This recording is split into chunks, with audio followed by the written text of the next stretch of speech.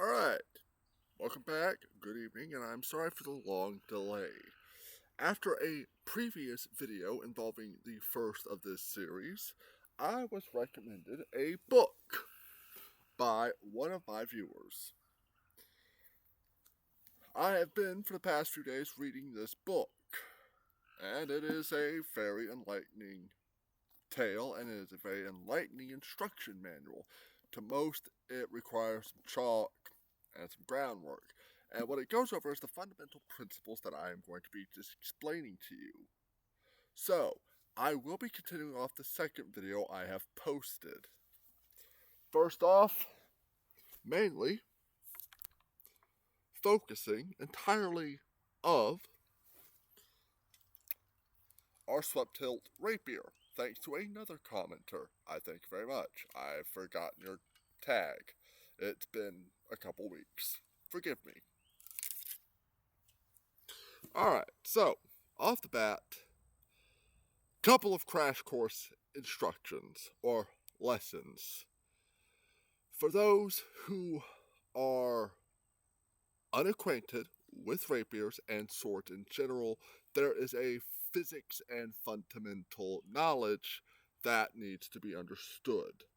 It comes down to physics, pretty much. This is our weak, alright? It is the longest part of the sword, but what can generate the most force of impact. This part right here typically does most of the cutting, but in a clash or when they're crossing, this is very easy to maneuver. Henceforth the weak. The closer you get down, you get the fort. This is the strong, because it is closer to the hand and handle, making it harder to push and maneuver. This is a simple fundamental that needs to be understood. Because in the basics of sword dueling and fencing, if your opponent is a novice and you have some basic rudimentary fundamentals of distancing and cuts, you can abuse the weak very easily because you can simply slide it out of the way and force into a strong, which is what was shown in the first video that I made. The thrust I was demonstrating was a very basic thrust involving abusing the weak in order to gain to the strong in order to land a thrust. If you watch how it's done, it follows the technique very, very well. And I will admit, there's not an if there are plenty of other techniques that you can use. Now, that's out of the way, I would like to thank my commenter for recommending the book. The book was an absolute insight. I'm still reading it, but it is very insightful. I need a trim.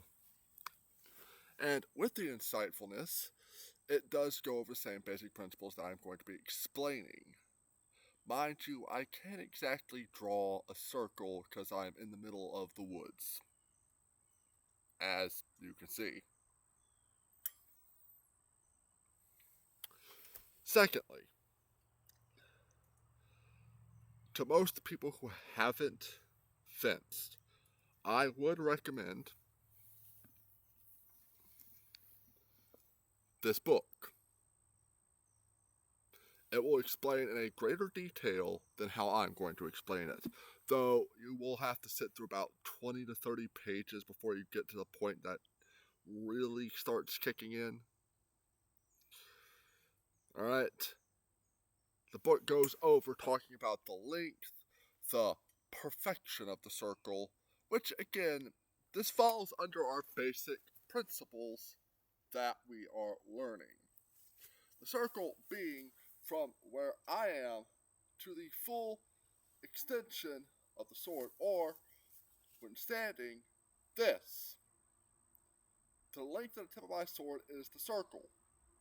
When I extend, the circle extends. Going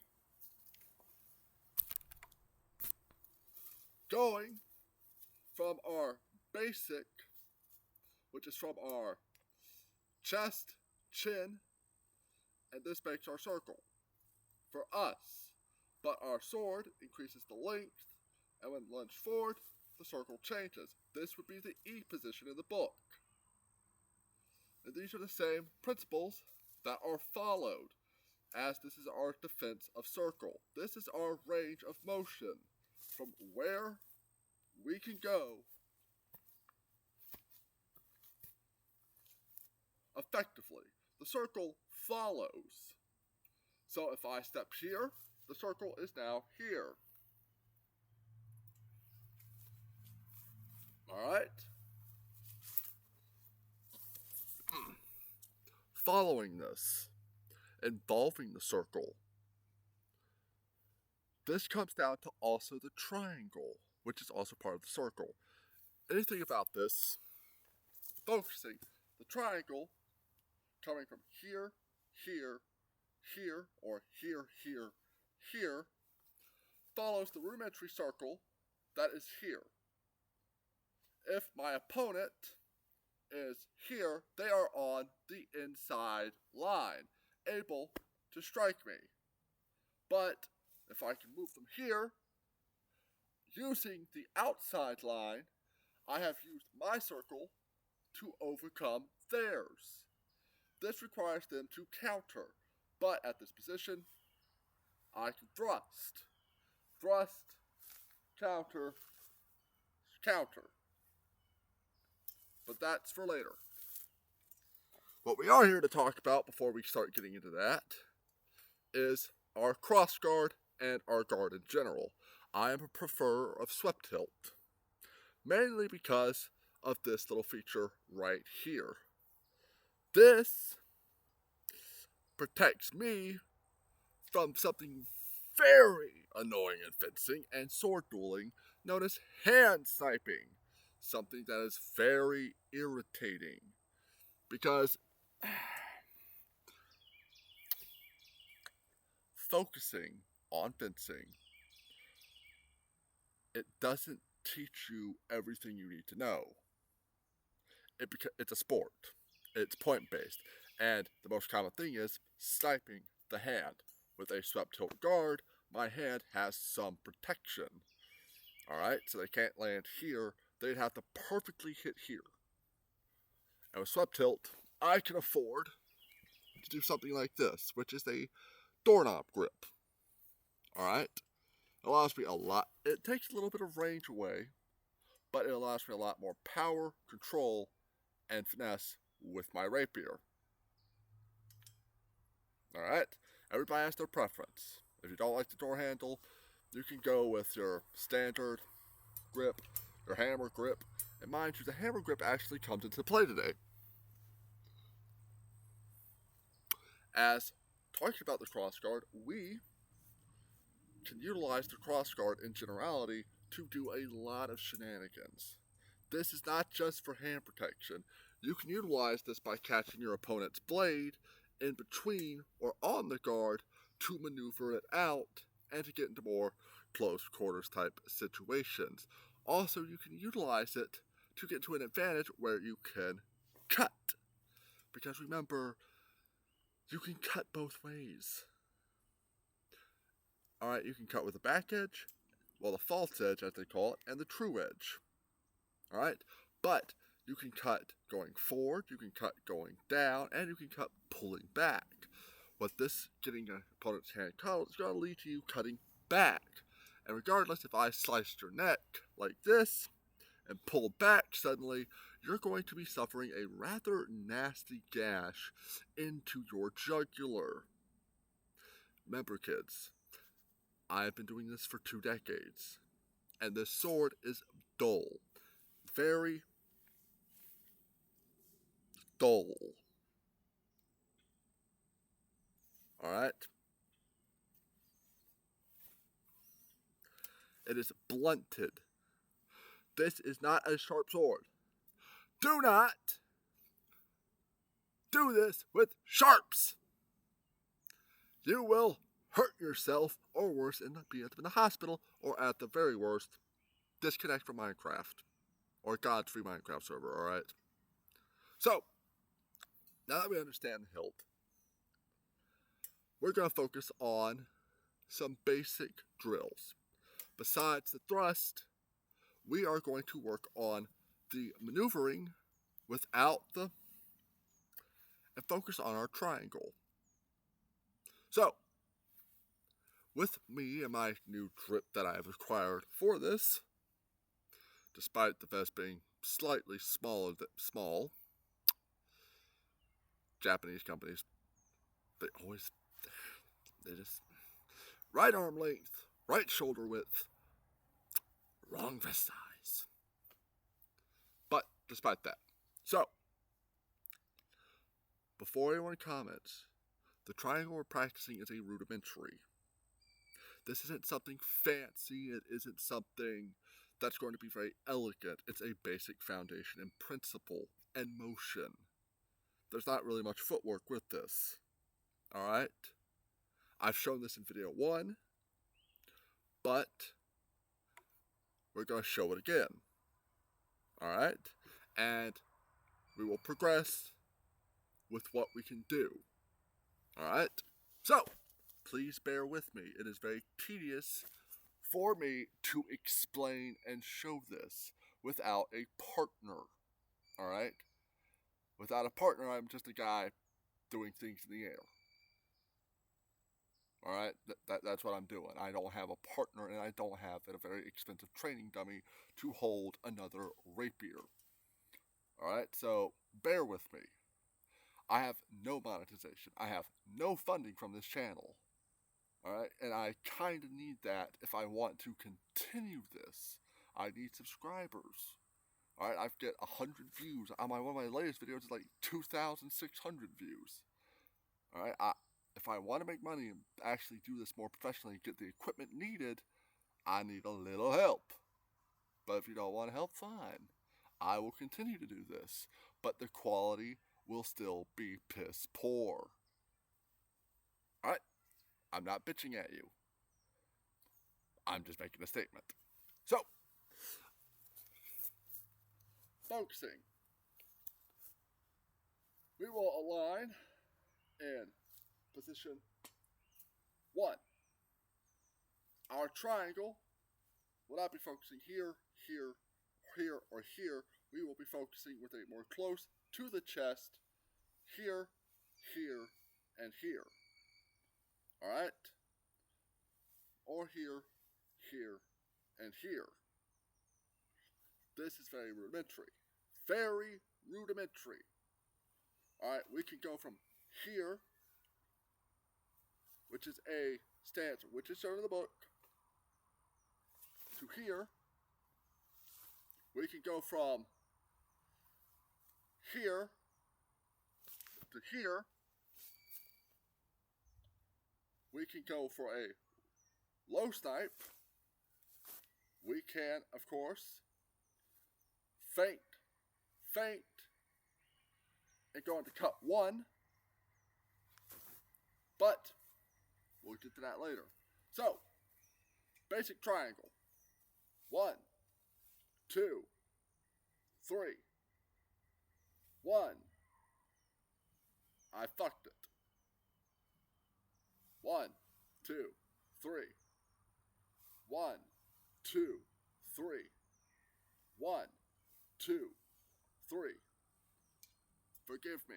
Sometimes I make mistakes. I'm not perfect. Quit the yapping.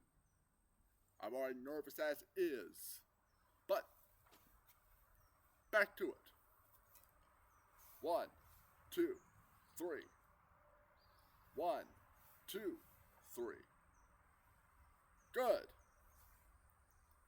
Following, we shall go into elongated. 1, 2, 3.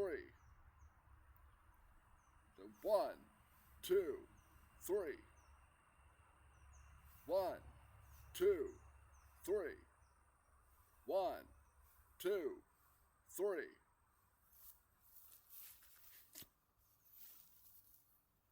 One, two, three. 1, 2, 3. 1, 2, 3. The footwork stays the same. Now practice that for a bit. You can pause, get used to it. It's not hard. We'll wait.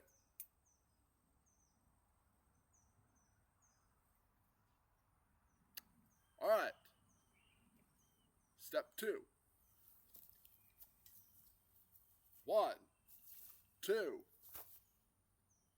All right. 1, 2, 3, 4. All right.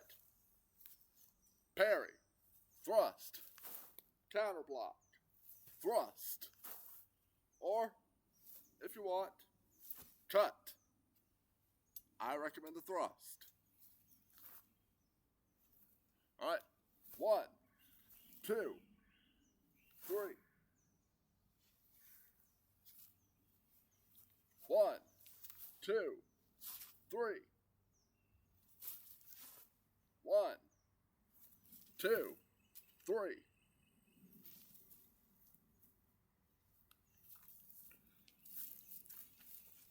Mind you, again, I could see someone in the comments saying, this wouldn't work. Listen, I do not have a partner out here to demonstrate how this shit works. I have done this in many sparrings. I have gone to HEMA clubs and done this. It is very basic, it is very rudimentary. Yes, there are people better than me. But I am trying to impart what knowledge I know for you to learn and improve upon. We will be on this journey together. And I am basically going with the basic teachings I can teach. And mind you, trying to teach what's in that damn book is a bit tedious because like 40 pages of it are just talking about circles. Literally circles. Alright? So, now, focusing. Mind the hand placement is on the hip because it allows us a lot easier movement than this. It also allows a little bit of safety because if our shoulder is not a target, we cannot get stabbed. If we are like this, we have a better protection. And also our neck is more protected. Capiche? Alright, so focusing. Of 1, 2, 1, 2, 1, 2, 1, 2.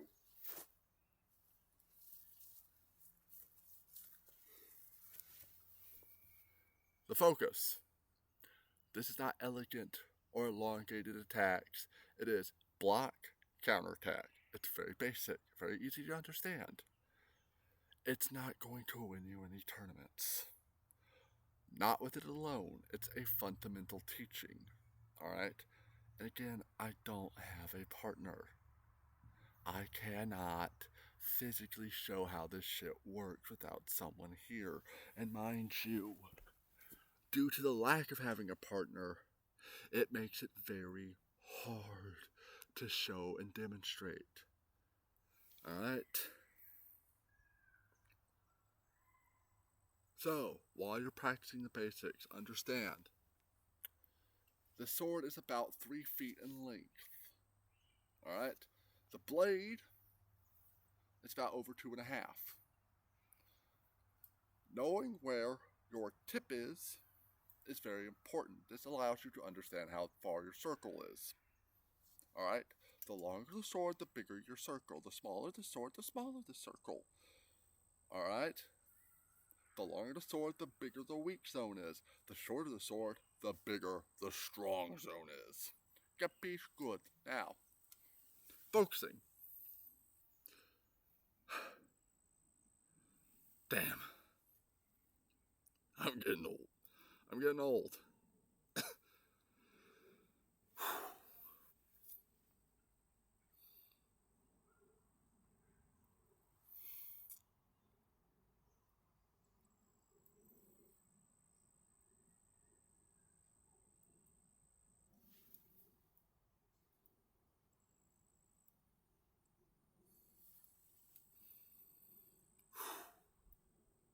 Sorry, I had to take a moment of silence.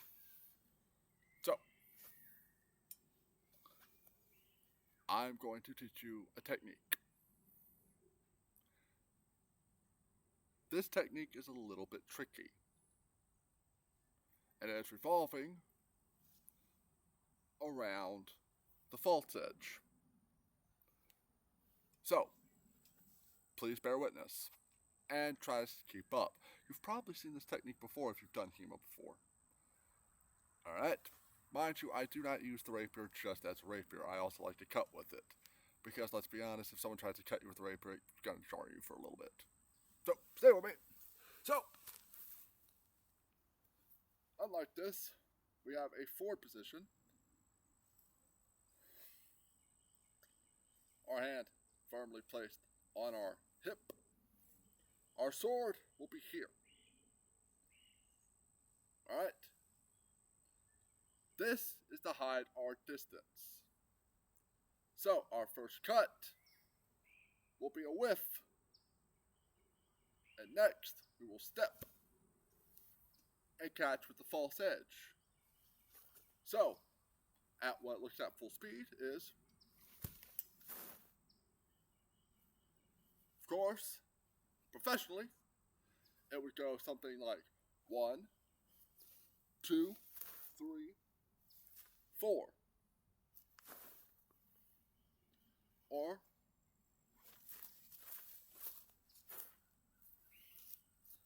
alright.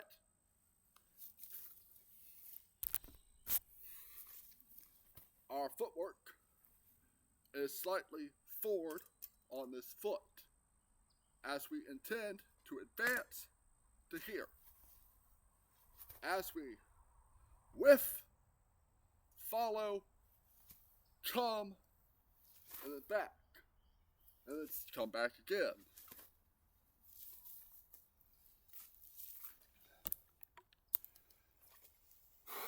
What we are doing in this technique is very simple. We are abusing our opponent's perception. Alright? At this distance, you know my sword's close. But if we put it here, and we are step forward slightly, you do not know how close I am. Because by leaning forward, I can extend my range. Alright? Which is what we're doing in this. It is a play on perception. And by whiffing, it is going to make our opponent react. So, when we whiff, and it is close, his perception will see that sword is close, and he will try to block. Hopefully.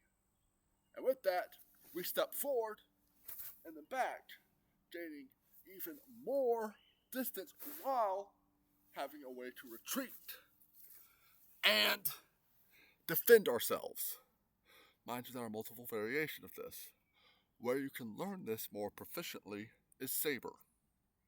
Saber and fencing go together very well.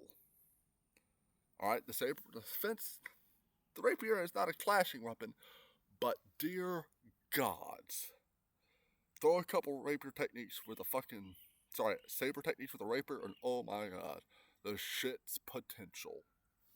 It is truly fascinating. Why? Well, learning the sword is not just about learning one style. It is about taking what you know and applying it to make it work.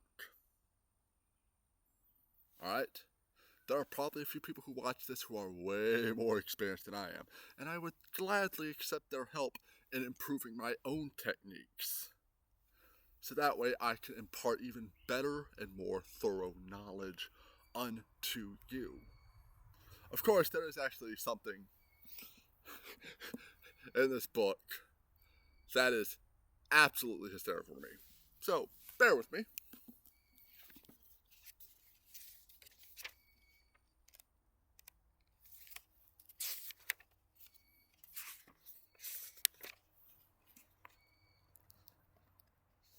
Oh,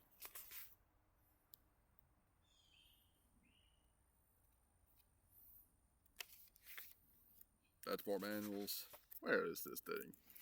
It is a position that is a little bit wacky.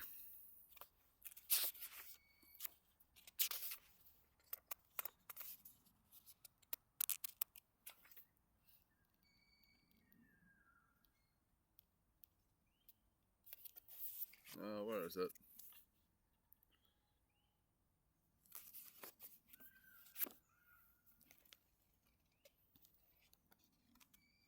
Oh, is that it?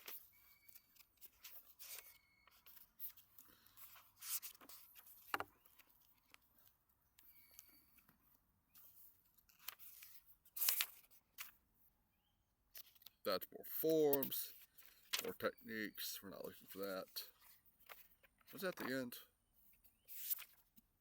Probably.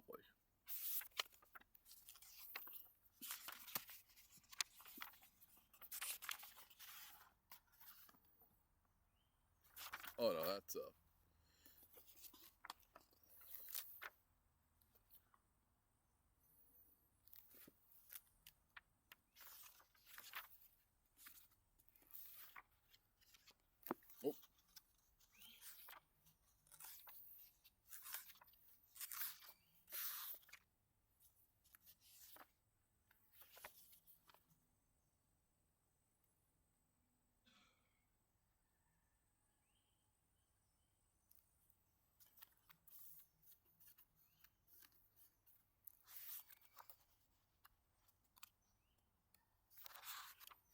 Mind you, as I'm flipping through this and seeing the other forums, I am learning a couple new things.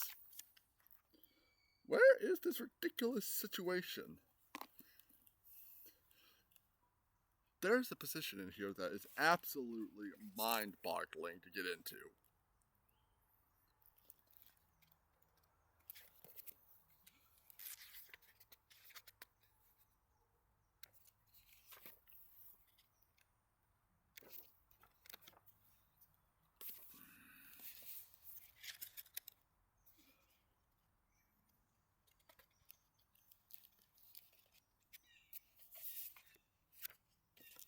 Where is this position?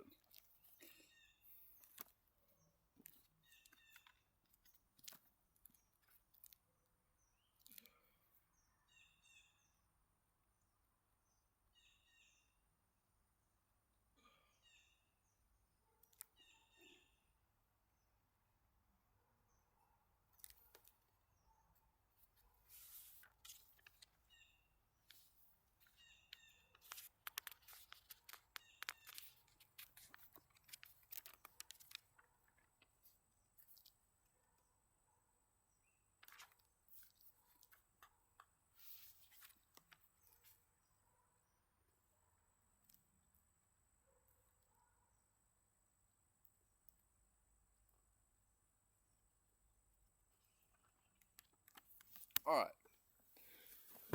We're just going to demonstrate the position you end up in this book. Note, I don't know how you end up in this position. I don't know why you would end up in this position. But it is shown in this book. You'll recognize it when I do it. If you've read the book, you'll know. It is